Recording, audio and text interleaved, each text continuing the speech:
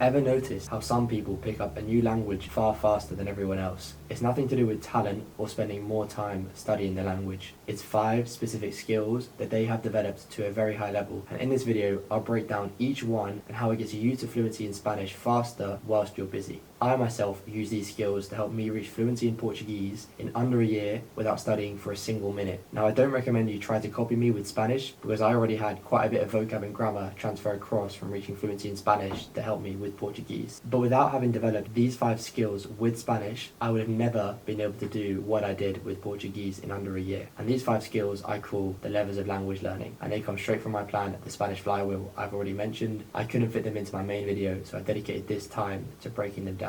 And you don't need to build all 5 skills at once. The first 3 can be developed from jump 1, or if you're not following my plan, when you're an absolute beginner. Then the final 2 come in at jump 2 once you're past the basics and are pushing towards an intermediate level. If you want to work with me directly to help speed up your journey to fluency, check the top link in the description. Now, the first and most important lever is thinking in Spanish, and you're going to hear me talk a lot about this on my channel because I think it's the single most important thing to get to fluency whilst being busy. Thinking in Spanish is all about actively training your inner monologue to start using Spanish. Here are some examples of practically thinking in Spanish. When you're going about your daily life and thoughts are popping up, can you try to translate fragments of them into Spanish? Can you look around you right now and see how many objects you can say in Spanish?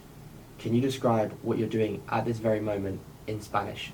And essentially what you're trying to do is play a constant quiz with your own mind. And it's the single fastest tool to reach fluency because it can increase the repeated exposure to Spanish you're getting throughout the day. And if you're like me and your mind runs at 100 miles an hour and you're constantly thinking, it's a very useful way to make this habit productive. And now we can move on to lever 2, which works hand in hand with thinking in Spanish. And lever 2 is active listening, which is the ability to constantly develop and test your understanding of what you're hearing in Spanish. I used to tell my clients it's like wringing out a wet towel, because within a single Spanish conversation, there's an infinite number of things to question and explore. And your goal is to wring out every last drop of value from what you hear. And the best examples of questions are, what is this word I don't know that I keep hearing and seems important in the context of this conversation?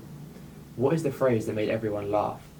Is there another meaning to this word because it doesn't seem to make sense in this context from my understanding? Now, to answer these questions, it might mean pausing the podcast, asking AI, or searching the word up on word reference. And in my experience, this skill alone can save you months of learning. I'd like you to think of active listening as a continuum. Early on, you'll have lots of questions and very few answers. And your job as a beginner is to ask a lot of questions and look for the most important answers, not to answer everything immediately. Then over time, by focusing on developing active listening alongside getting better at Spanish, you'll start to then be able to leverage a term called comprehensible input, which is when you understand most of what's being said in a conversation and your brain fills in what you don't know from context. And this is where serious progress can be made, and is something we leverage from jump 2 in the Spanish flywheel. Because at this point, you don't need to pause every 30 seconds to look something up. You begin to absorb new words and grammar concepts whilst you listen, the same way you picked up words as a kid in your native tongue. And active listening is what gets you to that point faster, and once you're there, pairing active listening with comprehensible input is a recipe for success. And now we can move on to lever 3, which is dealing with uncertainty.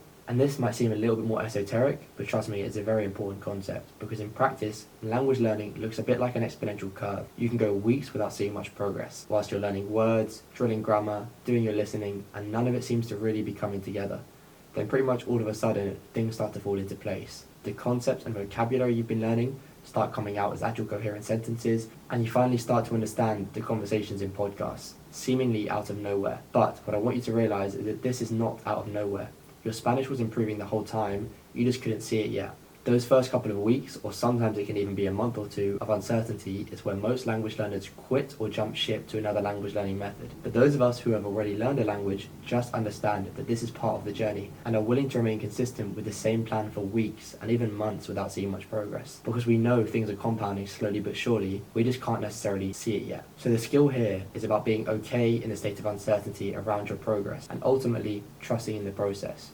And the practical way to build this tolerance is to stop tracking outcomes and start tracking inputs. So don't measure, can I hold a conversation yet? How much of this podcast can I understand? Measure, did I do my 4 hours of study this week? Did I do my daily habits? What you want to do is make the game about consistency, something you fully control, rather than progress, which unfortunately in language learning runs on its own time frame. And this gives your brain a reward system that keeps it coming back to Spanish in the exact same ways that Duolingo uses streaks and points. And now we can move on to the 4th lever, which I recommend starting from jump 2 or as you're building towards an intermediate level of Spanish. And level 4 is what I call becoming a language acrobat. And to start this one off, I want to ask you, how many different ways can you say I don't know in English? Now here's a few. Not sure, no idea, beats me, haven't a clue, I'm uncertain, can't say, don't know, it's beyond me. So as you can see, in English, there's so many ways to say the same thing. And this is one of the beauties of languages generally. It's not like maths where there's a single correct answer. Language is all about personal expression. And Spanish works in the exact same way. Like with the phrase I don't know, you could say no lo sé, no sé, ni idea, no tengo ni idea, no estoy seguro, quién sabe, no me suena. And the bottom line here is there is always another way to say something. You don't need to freeze if you forget a word,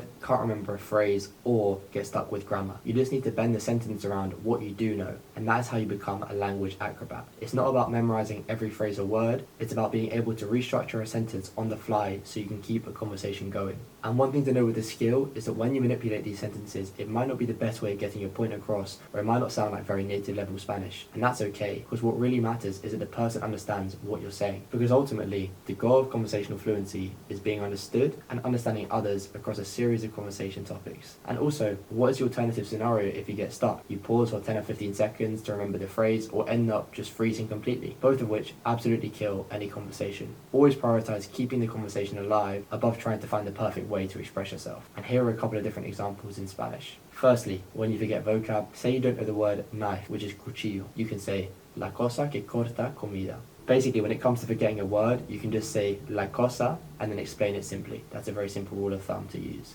Another example, if you want to say I'm looking forward to it, but forgot the phrase me hace ilusión, you can say tengo muchas ganas, me apetece, estoy feliz de ir. Another example, you're not sure how to form the conditional in the sentence I would like a coffee, which is me gustaría un café.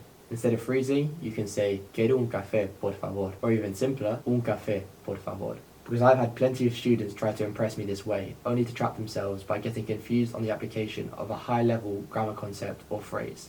This is because it's one thing understanding a concept and another using it at full speed in a conversation. And bridging that gap takes time, so don't force yourself to use concepts you're unfamiliar with and end up tripping yourself up in conversations. To build your confidence on the high level stuff, practice it in conversations with AI and alone, which I detail in my Spanish flywheel plan, and this confidence will also grow naturally through listening. The more times you're exposed to a concept being used by natives, the more likely you'll use it correctly and confidently yourself. And this single lever can make you feel fluent faster than anything else, because you don't need to know every word or master every grammar rule. You just need to get your point across with what you already know. And the main way to get good at this is fundamentally speaking. The more times you freeze in a sentence because you've forgotten something and pivot successfully, the sharper the skill becomes. And that's one of the reasons I highly encourage you to practice speaking from day one. And now we can move on to the fifth and final lever, which I call chunking. As you're aware, Spanish is a very fast language. It's actually the second fastest in the world, just behind Japanese in syllables per second. And the classic comprehension mistake that most people make with Spanish is translating word for word like there's some kind of human Google Translate. Instead, you train your mind to hear Spanish in chunks, full phrases that carry meaning as a unit. That's what makes conversations understandable at native level speed. Take the phrase, ¿qué vas a hacer? If you try to process it word by word, ¿qué vas a hacer? By the time you've worked through it all, the conversation has already moved on. What needs to happen is your brain recognizes the whole thing instantly as a chunk of Spanish. On top of this, in a lot of places, words are often fused together into sounds that feel impossible to untangle if you're listening word for word. Take a phrase like la verdad es que. In certain regions, that will be said la verdad es que. Another example, todo es para ti. This can sound like todo es para ti. Now these pronunciations do vary region by region, but most places will have their own little quirks that you will have to get used to. And if you learn these phrases as chunks instead of individual words, those blurred sounds won't throw you off. And that is the difference between being able to understand real Spanish on the street, not just simple resources online. But this isn't only a listening skill. Chunking can completely transform your speaking too, because you stop piecing together sentences word by word and instead rely on fluid phrases you've already internalized. And that's it for today. If you want to work with me directly to help speed up your journey to fluency, check the top link in the description. I also have a totally free newsletter you can check out. There'll be a link to that in the description. And also feel free to watch my full deep dive on reaching fluency in 6 months with only 4 hours of sit-down study a week. That is the Spanish flywheel plan. There'll be a link to that in the description. Thanks for watching. Please drop a comment as to what you want to see in future videos. Hasta la próxima. Ciao.